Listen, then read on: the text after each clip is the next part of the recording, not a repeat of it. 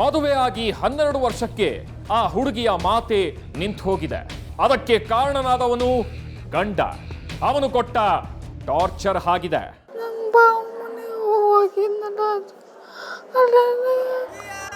ಹೀಗೆ ಕಷ್ಟಪಟ್ಟು ಏನೋ ಮಾತನಾಡೋದಕ್ಕೆ ನೋಡ್ತಾ ಇದ್ದಾಳಲ್ಲ, ಈ ನತದೃಷ್ಟ ಹೆಣ್ಣು ಮಗಳ ಹೆಸರು ವನಿತಾ. ಈ ಹೆಣ್ಣು ಮಗಳನ್ನ ಹಾಸನದ ಯಾರೆಹಳ್ಳಿಯ ಪುಟ್ಟೇಗೌಡ ಮದುವೆ ಮಾಡಿಕೊಂಡು 2 ಮಕ್ಕಳನ್ನ ಕರುಣಿಸಿದ್ದ. ಜೊತೆಗೆ ಮೈ ತುಂಬಾ ಗಾಯಗಳನ್ನು ಉಡುಗೊರೆಯಾಗಿ ಕೊಟ್ಬಿಟ್ಟಿದ್ದ.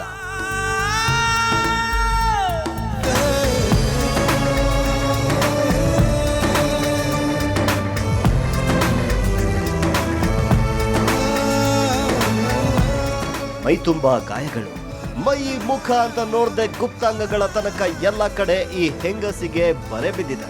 ಮಾತೆ ಹೊರಡದಂತೆ ಬಾಯಿಗೆ ಬರೆ ಇಟ್ಟಿದ್ದಾನೆ ಅಂದ್ರೆ ಯೋಚಿಸಿ. ಇದನ್ನೆಲ್ಲ ಪಾಪಿ ಪತಿಯ ಕೃಪಾ ಪ್ರಸಾದ ಅನ್ಕೊಂಡು ಇಷ್ಟು ವರ್ಷ ಸುಮ್ಮನಿದ್ದಾಳಲ್ಲ ಈ ತಾಯಿ. ಅವಳಿಗೆ ಅದೇನನ್ಬೇಕು? ವಿಪರ್ಯಾಸ ಅಂದ್ರೆ ಆಕೆಯ ಹೆತ್ತವರಿಗೂ ಅವಳ ಕಷ್ಟ ಇಷ್ಟು ವರ್ಷ ಗೊತ್ತೇ ಇರಲಿಲ್ಲ. ಕಾಲಿಗೆ ಬಾಯಿಗೆ ಮಂಡಿ ಚಿಪ್ಪುಗಳಿಗೆ ಎಲ್ಲ ಒಡೆದು ಎಲ್ಲ ಮೈಗಳೆಲ್ಲ ಹಸಿರು ಬಂದಿತ್ತು ಸರ್, ಬೆನ್ನಿಗೆ ಎಲ್ಲವ. ಅವನಂಥ ರಾಕ್ಷಸರಿರ್ತಾರ? ಅಂದ ಹಾಗೆ ಆರಂಭದ 10 ವರ್ಷಗಳ ಕಾಲ ಗಂಡ ಹೆಂಡತಿಯ ನಡುವೆ ಸಣ್ಣ ಪುಟ್ಟ ಕಿರಿಕಿರಿ ಇದ್ರೂ ತೀರಾ ಈ ಮಟ್ಟಕ್ಕೆ ಹಿಂಸೆ ಇರ್ಲಿಲ್ವಂತ. ಆ ಪುಣ್ಯಾತ್ಮ ಅದ್ಯಾವುದೋ ಹುಡುಗಿನ ತೋರಿಸಿ ನಿನ್ನ ತಮ್ಮನಿಗೆ ಅವಳನ್ನೇ ಮದುವೆ ಮಾಡ್ಕೊಳ್ಳೋದಕ್ಕೆ ಹೇಳು ಅಂದಿದ್ದ. ಅವನು ಒಪ್ಪಿರ್ಲಿಲ್ಲ. ಅದೇ ಕಾರಣಕ್ಕೆ ಹೆಂಡತಿಗೆ ಚಿತ್ರ ಹಿಂಸೆ ಕೊಡೋದಕ್ಕೆ ಶುರು ಮಾಡಿದ್ದ ಅಂತಾರ. ಅಣ್ಣನ ಮಗಳು ತಂದ್ಕಂದ. ಆವಾಗ್ಲಿಂದ ನಾವು ಮುಂಚೆಗೆಲ್ಲ ಚೆನ್ನಾಗೇ ಇದ್ದು, ಕುಟುಂಬ 2 ಕುಟುಂಬ ಚೆನ್ನಾಗೇ ಇತ್ತು. ಅಣ್ಣನ ಮಗಳು ತಂದ್ಕೊಂಡ್ಮೇಲೆ ನಮಗೆ ಬೇಡ, ನಾನು ತಂದ್ಕೊಳಕ್ಕಲ್ಲ ಅಂದಮೇಲೆ ಈ ಥರ ನನ್ನ ಮಗಳಿಗೆಲ್ಲ ನರ್ಕ ಕೊಟ್ಟು ಅಳಮಯ್ಯ ಅಣ್ಣ ಅಣ್ಣದಿರಿಬ್ರು ವಾರ್ಗಿತ್ತಿರಿಬ್ರಳು ಇವ್ರ ಅತ್ತೆ ಎಲ್ಲ ಟಾರ್ಚರ್ ಕೊಟ್ಟು ಊಟ ಕೊಡ್ದಲೆ ಕೊಟ್ಟಿಗೆಲ್ಲ ಮನಗಿಸ್ತಾರೆ ಸರ್. ಆ ಹುಡುಗಿ ಯಾರೋ, ಅವಳಿಗೋಸ್ಕರ ಇವನು ಅದ್ಯಾಕೆ ಹೆಂಡತಿಗೆ ಹಿಂಸೆ ಕೊಡಬೇಕೋ ಒಂದು ಅರ್ಥ ಆಗ್ತಿಲ್ಲ. ಆದ್ರೆ ಈ ಹೆಣ್ಣು ಮಗಳ ದುಸ್ಥಿತಿ ನೋಡಿದ್ರೆ ಕನಿಕರ ಹುಟ್ಟುತ್ತೆ. ಇವಳ ಕಥೆ ಕೇಳಿ ಸ್ವತಃ ಹಾಸನದ SP ರಾಹುಲ್ ಕುಮಾರ್ ಅವರು ಆಸ್ಪತ್ರೆಗೆ ಬಂದು ಅವಳನ್ನ ಕಂಡು ಸಾಂತ್ವನ ಹೇಳಿದ್ದಾರೆ. ಆಕೆಯ ಗಂಡನನ್ನ ಅರೆಸ್ಟ್ ಮಾಡಲಾಗಿದೆ. ಹಾಸನದ ಪೊಲೀಸರೇನೋ ತಕ್ಷಣ ಕ್ರಮ ತಗೊಂಡ್ರು. ಆದ್ರೆ ಮೈಸೂರಿನ ದೇವರಾಜ ಠಾಣೆಯವರಾಗ್ಲಿ ಮಹಿಳಾ ಆಯೋಗದವರಾಗ್ಲಿ ಕೂಡ್ಲೆ ಕ್ರಮ ತಗೋತಿಲ್ಲ ಅಂತ ಅಲ್ಲೊಬ್ಬ ನೊಂದ ಮಹಿಳೆ ತನ್ನ ನೋವನ್ನ ಹೊರ ಹಾಕ್ತಾ ಇದ್ದಾಳೆ. ಅದನ್ನು ನಾನು ಪೊಲೀಸ್ ಸ್ಟೇಷನ್ ನಮ್ಮ ಮಹಿಳಾ ಆಯೋಗಕ್ಕೂ ಡಿಪಾರ್ಟ್ಮೆಂಟ್ ಮಹಿಳಾ ಆಯೋಗಕ್ಕೂ ಕೊಟ್ಟಿದ್ದೀನಿ.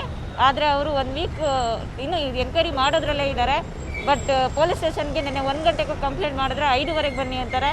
ಕಮಿಷನರ್ ಆಫೀಸ್ಗೆ ಕಂಪ್ಲೇಂಟ್ ಮಾಡಿದ್ರೆ ಅವರು ಇನ್ನು 2 ಡೇಸ್ ಟೈಮ್ ತಗೊತೀನಿ ಅಂತಿದ್ದಾರೆ. ದಯವಿಟ್ಟು ನನಗೆ ನ್ಯಾಯ ಕೊಡಿಸಿ. ಈಕೆ ಕಂಪ್ಲೇಂಟ್ ಮಾಡ್ತಾ ಇರೋದು ಅವಳ ಬಾಸ್ ವಿರುದ್ಧ. ಆ ಮನುಷ್ಯ ಆಕೆಯ ಮೈ ಕೈ ಮುಟ್ತಾನಂತೆ, ಭುಜಕ್ಕೆ ಭುಜ ತಾಗಿಸ್ತಾನಂತೆ, ಕೈ ಮೇಲೆ ಕೈ ಇಟ್ಟು ಮಜಾ ತಗೋತಾನಂತೆ. ಅಷ್ಟೇ ಅಲ್ಲ, ಅವಳಿಗೆ ತನ್ನ ಜೊತೆ ಕೋಆಪರೇಟ್ ಮಾಡೋದಕ್ಕೆ ಕೂಡ ಹೇಳಿದ್ದಾನೆ. ಅಲ್ಲದೆ ಈ ವಿಷಯ ಮನೆಯಲ್ಲಿ ಹೇಳಿದ್ರೆ ಸಂಸಾರ ಒಡೆಯೋ ಧಮಕಿ ಬೇರೆ. ಇದು ಕೆಲಸಕ್ಕೆ ಹೋಗೋ ತುಂಬಾ ಜನ ಹೆಣ್ಣು ಮಕ್ಕಳ ಪಾಡು ಅಂತ ಅಂದವಳು ನೊಂದ ಮಹಿಳೆ. ನಮಗೆ ಬ್ಲ್ಯಾಕ್ ಮೇಲ್ ಮಾಡ್ತಿದ್ದಾರೆ. ನಿನ್ನ ಹಸ್ಬೆಂಡ್ಗೆ ನಾನು ಚಾಡಿ ಹೇಳ್ತೀನಿ, ಯಾವುದೇ ಗಂಡಸಾದ್ರು ತನ್ನ ಹೆಂಡತಿ ಬಗ್ಗೆ ಹೇಳಿದ್ರೆ ತಡ್ಕೊಳಕ್ಕೆ ಇದಿರಲ್ಲ. ನಿಂದೆ ತಪ್ಪು ಅಂತಾನೆ ಹೇಳ್ಬಾರ್ದು. ಕೆಲ್ಸಕ್ಕೆ ಹೋಗೋ ಹುಡುಗಿಯರ ಪ್ರಾಬ್ಲಮೇ ಅದು. ಯಾರನ್ನಾರು ನೋಡಿದ್ರೆ ತಪ್ಪು ಅನ್ನೋ ಇದರಲ್ಲಿ ಕೆಲ್ಸಕ್ಕೆ ಹೋಗ್ತಿದ್ದಾರೆ ಅಂದ್ರೆ 4 ಜನ ಜೊತೆ ಮಾತಾಡ್ಲೇಬೇಕಾಗತ್ತೆ.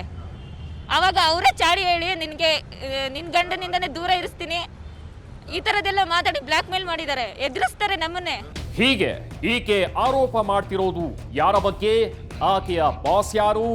ಈ ರೀತಿ ಎಲ್ಲಿ ನಡೀತಿದೆ?